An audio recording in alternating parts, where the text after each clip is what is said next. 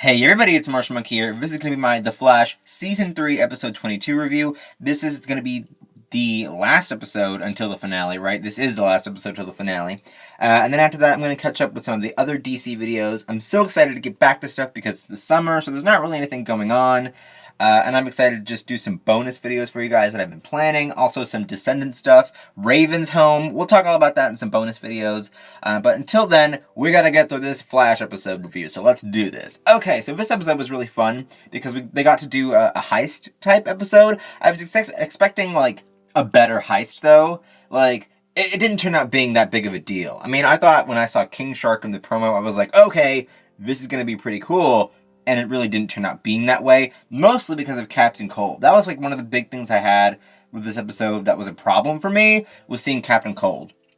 So I didn't really like that at all. I would have preferred something else, but oh well, you know. I mean, it was okay for what we got, right? Savitar, really fun seeing him still. I do like the fact that we can see him without his suit on anymore. I think that's really fun. And I also think it's fun for Grant to be playing a villain, especially in this episode. Just because he did so well with the whole Cisco, stealing Cisco thing. I thought that was really cool. I don't know if that was this episode or the finale. I can't remember for sure. I think it was the finale though.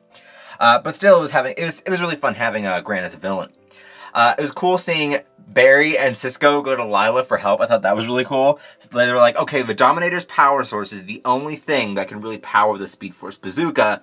Lila, can we have it? And she immediately shuts them down. She's like, no, you cannot have this because it's really dangerous and I don't really trust you, Barry. Baby Sarah, yeah, you remember that situation with Flashpoint?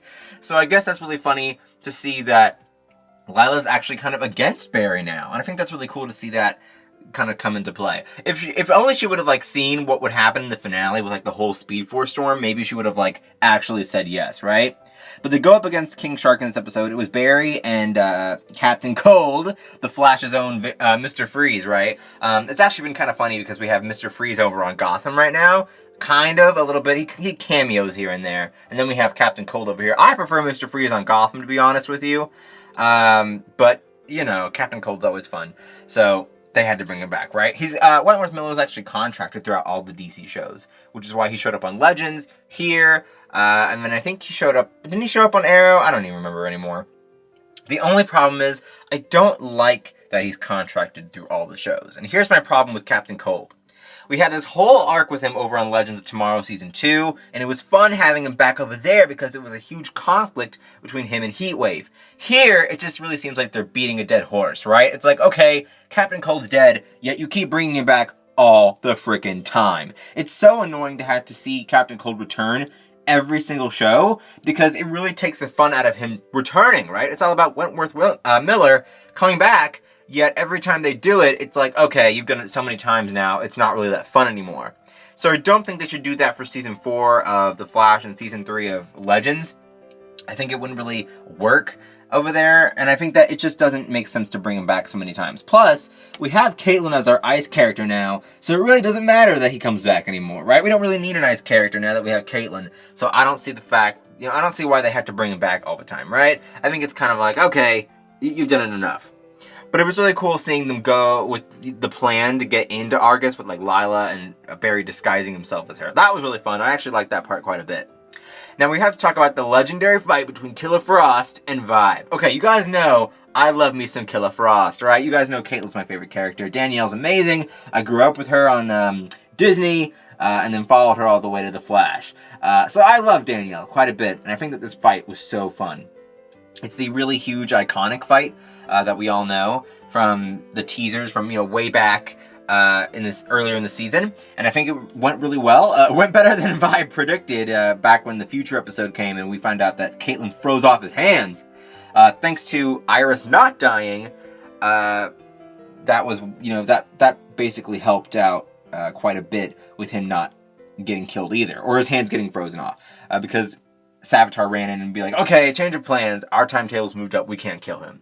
So that was really fun. Again, the fight just went really well with the episode, and I do like Killer Frost quite a bit versus Vibe, and I like the direction that they're taking Caitlin in, but we can't talk about that just yet, because that's more of the finale. So we'll talk about that when we get there. But it has been fun. It's been really, what's a word for it? Not fun. I guess I would say it's been really interesting and intriguing to see Caitlin and Barry as villains together, kind of like how we saw Caitlin and Ronnie as villains together in season 2. So it's kind of been really weird seeing it, but also interesting, right? E. Wells comes back, Earth 2 Wells. Love having Tom Cavanaugh as Harry. I think he's a great character. I love HR, but I feel like, spoiler, well, it's not really a spoiler because the finale's been out, but it's a spoiler for the review. Because HR's dead now, I feel like Harry's going to be the one that fills in the void, right? I don't think they're going to do another Harrison Wells. That would kind of be too much, too. Kind of like Captain Cold, just doing a new Harrison Wells every season. That would be a little bit too much. So I like that Harrison Wells from Earth 2 is coming back instead of them introducing a new Wells, right? It was cool seeing Iris and Joe have their little moment where it's like they confessed all their things from like the past, like Iris back with her stuff, and then Joe about the cruise, everything, all of it. It was just really fun seeing that, and I really think that that's kind of the moments that the Flash really needs, because it's kind of losing its heart, you know? Season 2 is really dark, Season 3 has been focusing on Iris' death a lot, so I love those heartfelt moments. Now, this was huge. Cheetah was teased in this episode. So Cheetah has been confirmed to be in this universe. She's locked up in Argus. I don't know how they got Cheetah, right? Kind of like how in Season 2 of Arrow, how'd they get Harley Quinn, and where is she now? So I don't know how they keep doing this. Argus, what's your secret? I'm going to be making a separate Suicide Squad video for Season 4 of The Flash and Season 7 of Arrow, or 6, sorry, of Arrow, to kind of focus on that a little bit more and talk about Cheetah there, rather than doing it here. But that's kind of an Easter egg, right?